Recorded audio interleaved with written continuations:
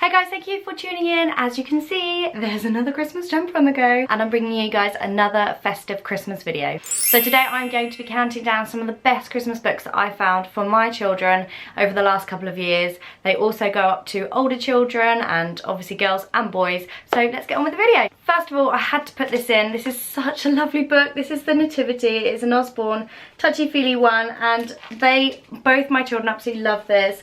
It's the story of the Nativity, which I really like that they have put this into such an easy to read format for children. Keeps them engaged with the little fluffy sheep and donkeys and everything like that, and obviously tells the lovely story of the Nativity and Jesus' birth. Next up, I'm pretty sure they do this for every town, and if they do it for our town, little old Basingstoke, then they would, I'm sure, do it for yours. It's Santa Comes to Basingstoke.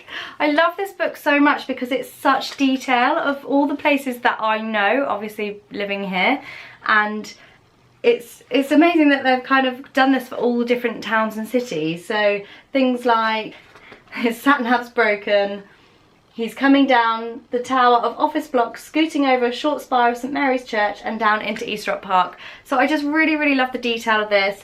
It's a tale of Santa, and obviously it's really engaging if you've got older children that know all of these places. He's going to Crabtree Plantation, Basing House Ruins, and it's just really nice that they've done this for each different town. So I definitely recommend you getting this one if you've got children of any age really, because obviously any age will enjoy the story, but when they're older they'll get to know the places and they'll get excited that Santa's coming to their town. Next up is Peppa. Obviously this is for younger children, although my 3.5-year-old still loves it. It's just a tale of Santa coming to see the children, and it's just, you know, one of their favourite characters. It's certainly in our house anyway. Peppa thinks she's been forgotten, and finally she realises that Santa has got stuck. He's coming to give her a present, and ha ha ha, they all fall around laughing. You know the drill. Next, I got this one personalised for Henry. It's a 12 Days of Christmas, and oh, there's a little picture there from last year. George actually has one as well. It's just the story of the 12 days of Christmas, and it uses his name throughout the book, so it's nice for him to be familiar with that. And counting as well, it's really good for all the different numbers going through. And at the end, he can write his little Christmas list on there. We didn't do it last year because he was only 2.5, and now he's 3.5, so maybe he might like to write his little Christmas list to Santa in the back of that one. Next is this story about this rather negative little penguin. My children will love this cover because they just love something about the bright monochromatic prints. And he's very negative little thing. It's way too early, my beak is cold. What's with all the squawking, you guys? And he just has this kind of journey, and he doesn't know who he is, he doesn't know who anyone else is. But then he meets this rather enlightened walrus who kind of just explains to him it's not all bad, penguin. So actually he realises, okay, maybe that walrus has a point. After all, I do love the mountains and the ocean and the sky. So it's not traditional Christmas, but it is quite a nice little story about a penguin that realises actually life's not so bad after all. Next is for slightly older children. This is the story of the Nutcracker, and it's a really beautiful put together book with really nice words and silhouette type images. And then right at the back they've got this gorgeous little pop-up. So obviously you don't really want your 1-year-old probably getting hold of this because it may not be quite so pretty after that. But it's just this really lovely story of the Nutcracker, which I think older girls will probably love. Next again is a PopUp Bird. These are a really big hit in our house. This one's a story of just a good old Santa story, finding his way around the world, dropping all the presents off, delivering all the presents with the reindeer, and then finally he gets to go home and have his nice mince pie and sit down by the fire. So yeah, just a nice story to kind of get them both involved with that one, and any child, in my opinion, loves a good pop-up book. This is the story of the Christmas Eve tree. It's a lonely little tree, a bit like, you know, in Friends where Phoebe finds the dead trees. Anyway, it's a bit like that. This guy doesn't care for the tree if it's like the best tree on the plot. So he gives it a home, and they all have a jolly good time around this Christmas tree.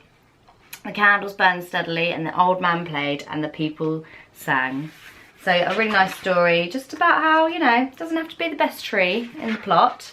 Look how it ends up. Grows into this lovely big tree in the park for everyone to enjoy. Okay, we are getting to the end, guys, so well done if you're still here.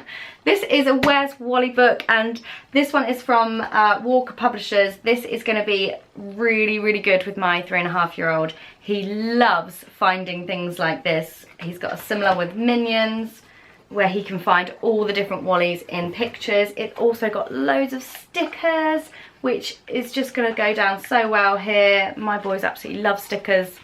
We don't love them quite so much.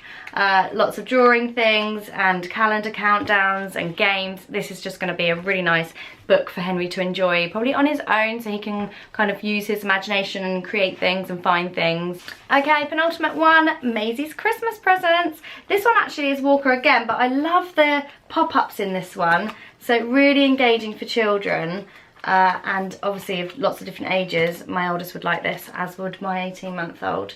And yeah, it's just a present for all of their little friends, Maisie's little friends, as they go along.